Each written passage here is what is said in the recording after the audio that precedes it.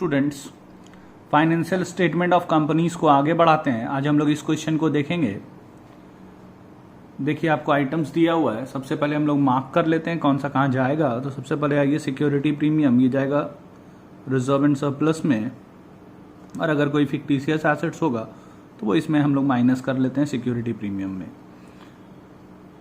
Security premium से fictitious assets को minus कर लेंगे, और अगर फिक्टिशियस एसेट्स ज़्यादा होगा तो फिर सिक्योरिटी प्रीमियम के बाद हम लोग जनरल रिजर्व से माइनस कर लेते हैं, और जनरल रिजर्व से भी नहीं होगा तो हम लोग प्रॉफिट एंड लॉस से माइनस कर लेते हैं। उसके बाद ये प्लांट एंड इक्विपमेंट है, ये जाएगा टेंजिबल एसेट्स,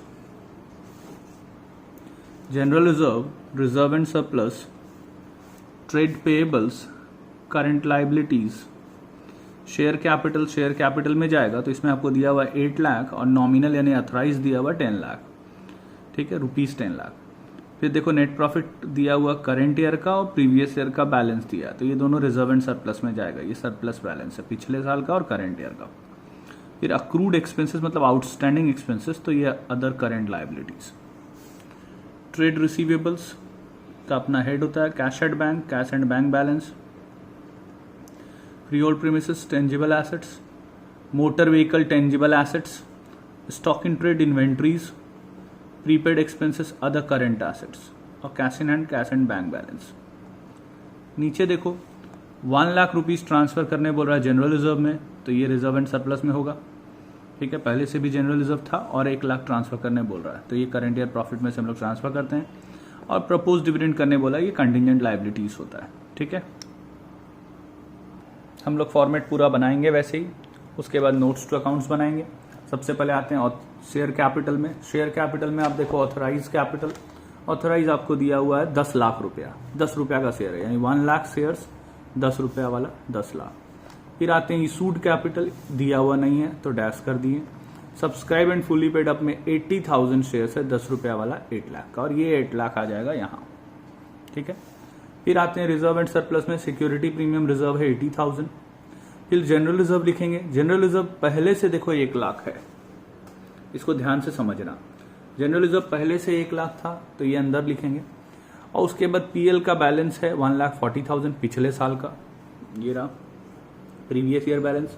और करंट ईयर का 6 लाख, तो करंट ईयर का लिखेंगे 6 लाख। टोटल हो गया 7,40,000। इस साल और ट्रांसफर करने बोल रहा है जनरल रिजर्व में 1 लाख रुपया, तो जनरल रिजर्व में 1 लाख ट्रांसफर करना है, तो वो करंट ईयर के प्रॉफिट में से ट्रांसफर हम लोग किए 1 लाख रुपीज, तो बाहर आ जाएगा 6,40,000। और ये जो 1 लाख ट्रांसफर किए ये भी जनरल रिजर्व में जोड़ देंगे। तो जनरल रिजर्व पहले था 1 लाख, और इस साल 1 लाख ट्रांसफर हुआ, टोटल हो गया 2 लाख, ठीक है। टोटल करके बाहर कर दिए 920, ठीक है। फिर अदर करंट लाइबिलिटीज हम लोग नोट नंबर 3 में आएंगे। यहाँ तो ये सब कुछ नहीं है, लॉन्ग टर्म बोरोइंग्स भी नहीं है, अदर लॉन्ग टर्म लाइबिलिटी भी नहीं है, लॉन्ग टर्म प्रोविजंस भी नहीं है, शॉर्ट टर्म बोरोइंग्स भी नहीं है। ट्रेड पेबल्स आपको डायरेक्टली देखो दिया हुआ है यहाँ पे, तो ट्रेड पेबल्स डायरेक्टली है तो डायरेक्टली लिख देंगे। अदर करंट लाइबिलिटीज को देंगे नोट नंबर 3, और नोट नंबर 3 में अक्रूड एक्सपेंसेस है 3 लाख का, ये बैठा देंगे। टोटल करेंगे तो ये आएगा 22,60,000। फिर एसेट साइड आएंगे तो टेंजिबल एसेट्स है, टेंजिबल एसेट्स को देंगे नोट नंबर 4। इसमें देखो आप मोटर व्हीकल था, फ्रीहोल्ड प्रेमिसेस था, और एक प्लांट एंड मशीनरी है, सॉरी प्लांट एंड इक्विपमेंट, ठीक है।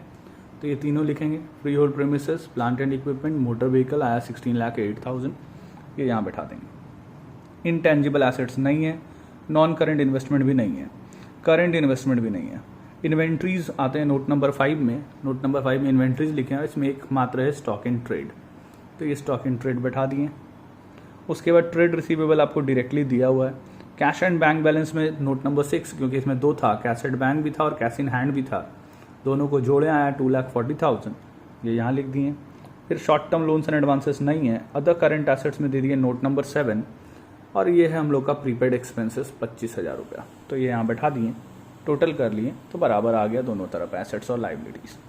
अब आते हैं कंटिजेंट लाइबिलिटी में प्रपोज डिविडेंड। प्रपोज डिविडेंड यहाँ आपको बोला है 12% करने के लिए। देखो शेयर कैपिटल का, शेयर कैपिटल है 8 लाख, 8 लाख का 12% तो 96,000। आप इसको यहाँ भी लिख सकते हैं, और ज़्यादा बेटर होगा आप तो यहीं लिख दो, इसको यहाँ मत लिखो तो और अच्छा, ठीक है। अब हम लोग इस क्वेश्चन को देखते हैं। 23 अशोक फोटो कंपनी लिमिटेड, सबसे पहले सिक्योरिटी प्रीमियम ये जाएगा रिजर्व एंड सरप्लस में। Free hold premises tangible assets, plant and machinery tangible assets, furniture tangible assets, patents intangible assets, goodwill भी intangible assets, debtor at trade receivables. Share capital का तो अपना head होता है। Debentures long term borrowings, interest accrued and due, other current liabilities, creditors, trade payables, surplus, reserve and surplus, provision for doubtful debt, short term provisions, debenture sinking fund, reserve and surplus, bills payable, trade payables, closing inventories, unsecured loan, long term borrowings, balance and deposit with excise authorities. इसको हम लोग को लिखना चाहिए long term loans and advances में, long term loans and advances. Unclaimed dividend, other current liabilities, net profit for the year, reserve and surplus, cash and bank balance अपना head होता है कैश एंड बैंक बैलेंस का। 9% government securities, non current investments. Underwriting commission, ये fictitious asset से ये reserve and surplus में minus होगा, इसको माइनस करेंगे रिजर्व एंड सरप्लस में।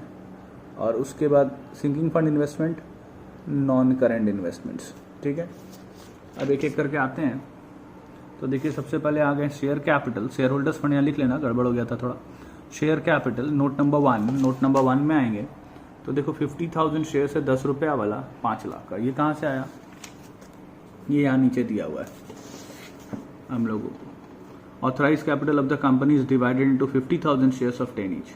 ठीक है, तो 50,000 शेयर से 10 रुपया वाला ये ऑथराइज हो गया 5 लाख। इशूड नहीं दिया था, सब्सक्राइब दिया हम लोग को 40,000 शेयर्स 10 रुपया वाला, ये देखो 40,000 शेयर्स 10 रुपया वाला 4 लाख का। ठीक है, तो ये सब्सक्राइब हो गया। अब ये हम लोग का चल जाएगा नोट नंबर 1 में। नोट नंबर 2 आते हैं रिजर्व एंड सरप्लस, तो यहाँ लिखेंगे रिजर्व एंड सरप्लस। इसको ध्यान से थोड़ा समझना। देखो director decided to transfer 38,000 to general reserve, और फिर प्रपोज डिविडेंड भी बोला। ये तो कंटिंजेंट लायबिलिटी में जाएगा, लेकिन जनरल रिजर्व में 38,000 ट्रांसफर करने बोला, इसको समझना। सबसे पहले सिक्योरिटी प्रीमियम रिजर्व लिखें 40,000 था। अंडरराइटिंग कमीशन इसी में से माइनस कर लिए, आ गया 30,800। डिबेंचर सिंकिंग फंड था 80,000 का। जनरल रिजर्व अभी आप भले खाली छोड़ देना, लेकिन इसको समझना क्या है, पिछले साल का प्रॉफिट देखो दिया 2,80,000 रुपया। ये देखो सरप्लस के नाम से पिछले साल का प्रॉफिट हम लोग को दिया है 2,80,000, और करेंट ईयर का प्रॉफिट हम लोग को दिया है 1,48,000। तो हम लोग पिछले साल का प्रॉफिट लिखें 280, करेंट ईयर का प्रॉफिट लिखे 148, जोड़ गया 4,28,000। जनरल रिजर्व में ट्रांसफर करने बोला आपको 38,000, तो 38,000 इसमें से माइनस किए तो बाहर आ गया 390। और ये जो 38,000 जनरल रिजर्व में ट्रांसफर किए, ये जनरल रिजर्व में जोड़ना होगा। जनरल रिजर्व पहले से तो था नहीं, तो यही वाला लिख देंगे 38,000। अगर पहले से होता तो उसमें जोड़ लेते, मान लो पहले से 10,000 होता तो 10,000 प्लस 38,000 बाहर हो जाता 48,000। लेकिन ये ध्यान आपको रखना है कि ट्रांसफर टू जनरल रिजर्व हो रहा है यहाँ पे नीचे में, लेकिन आपको लिखना ये ऊपर में। जनरल रिजर्व हमेशा सरप्लस से ऊपर लिखते हैं, रिजर्व एंड सरप्लस, पहले रिजर्व फिर सरप्लस, तो ये रिजर्व ऊपर आना चाहिए। ठीक है, अब आते हैं नेक्स्ट, तो long term borrowings note number 3। Note number 3 में आया लॉन्ग टर्म बोरोइंग में 2 है, डिबेंचर्स एंड पब्लिक डिपोजिट्स है, आया 1,50,000। ये 1,50,000 यहाँ लिख देंगे। ठीक है, लॉन्ग टर्म प्रोविजंस नहीं है तो कुछ नहीं आएगा। शॉर्ट टर्म बोरोइंग्स भी नहीं है। ट्रेड पेबल्स आए नोट नंबर 4, इसमें है बिल्स पेबल एंड क्रेडिटर्स, जोड़ गया 1,20,600। ठीक है, उसके बाद other current liability note number 5, इसमें है देखो unclaim dividend and interest accrued and due on debentures, total आया 9,500, ये भी यहाँ लिख दिए। फिर short term provisions note number 6, इसमें आ गया हम लोग का प्रोविजन फॉर डाउटफुल डेट्स है 5,000, ये 5,000 यहाँ लिख दिए। लाइबिलिटी साइड कंप्लीट हो गया, ये बराबर आ गया, ये आ गया 12,23,900। ठीक है, ये आंसर है। अब आते हैं एसेट साइड, तो नॉन करेंट एसेट्स में फिक्स एसेट्स में tangible assets note number 7। Tangible assets में हम लोगों को 3 दिया है, free hold premises, plant and machinery and furniture, तीनों को जोड़े हैं 6,65,300। ये 6,65,300 यहाँ लिख दिए। फिर intangible assets note number 8, note number 8 में हम लोगों का आया पेटेंट एंड गुडविल, ये दोनों को जोड़े आया 124,200, और ये यहाँ लिख देंगे 1,24,200। Non current investment note number 9, इसमें भी दो है, 9% government securities and sinking fund investments आया 1,05,000, ये भी यहाँ लिख देंगे 1,05,000। फिर उसके बाद long term loans and advances, इसको देंगे नोट नंबर 10, इसमें लिखेंगे balance and deposit with excise authority 16,000, और ये भी फिर वहाँ लिख 16,000। फिर करंट इन्वेस्टमेंट नहीं है, इन्वेंट्रीज डायरेक्टली दिया हुआ है, trade receivable note number 11, trade receivable में डेटर्स है तो डेटर्स लिख देंगे 1,50,800। फिर कैश एंड बैंक बैलेंस हो जाएगा नोट नंबर 12, इसमें है cash in hand and at bank 36,600, तो trade receivable and cash and bank balance लिख लिए, तो ये आ गया 12,23,900, और ये दोनों तरफ बराबर आ जाएगा। ठीक है, अब एक हम लोगों का बचा हुआ प्रपोज डिविडेंड, तो प्रपोज डिविडेंड कंटिजेंट लाइबिलिटीज में लिखेंगे 4 लाख का 12% यानी 48,000, इसको आप अंदर भी लिख सकते हैं। ठीक है, हो गया कंप्लीट। क्वेश्चन और आंसर का पीडीएफ हम डिस्क्रिप्शन बॉक्स में दे देंगे, आप डाउनलोड कर लेना। एक दो इलस्ट्रेशन और देखते हैं, ये इलस्ट्रेशन हम लोग देखते हैं, इसको आप लोग बनाइएगा, ये भी हम आपको डिस्क्रिप्शन बॉक्स में दे देंगे अगर आपके पास बुक नहीं है तो। लिखता है Hindustan agro limited was registered with an authorise capital of 8 lakh, तो सबसे पहले तो ये 8 लाख शेयर्स है 10 रुपया वाला, तो ये हो गया ऑथराइज कैपिटल। ठीक है, देखो 8 लाख शेयर्स 10 रुपया वाला। उसके बाद आते हैं, लिखता है 6 लाख शेयर्स पब्लिक को इशू किया, तो ये इशूड कैपिटल, तो 6 लाख शेयर्स पब्लिक को इशू किया तो हो गया 60 लाख का। उसके बाद आगे लिखता है 5 लाख शेयर्स पब्लिक सब्सक्राइब किया, यहाँ देखो दिया 5 लाख शेयर्स है 10 रुपया वाला, लेकिन 5 कॉल्ड अप है, यानी फुली कॉल्ड अप नहीं है, तो फुली पेड अप में नहीं जाएगा। तो subscribe and fully paid up में एक भी शेयर नहीं होगा, subscribe but not fully paid up में जाएगा। तो देखो subscribe but not fully paid up में 5 लाख शेयर 10 रुपया वाला, 5 कॉल्ड अप, और 5 से इंटू करके लिखें 25 लाख। और यहाँ देखो नीचे कॉल्स इन एरियर था, तो ये कॉल्स इन एरियर इसमें माइनस कर देंगे, तो आ गया 24,90,000। अब अगर डिविडेंड देने बोलेगा ना तो इस पे देंगे 24,90,000 पे, ध्यान रखना 25 लाख पे नहीं देंगे, एरियर घटा के जो आता है उस पर डिविडेंड देते हैं। ठीक है, अब एक एक करके मार्क कर लेते हैं। तो एरियर तो बता दिए, कॉल्स इन एडवांस ये अदर करंट लाइबिलिटी में जाएगा।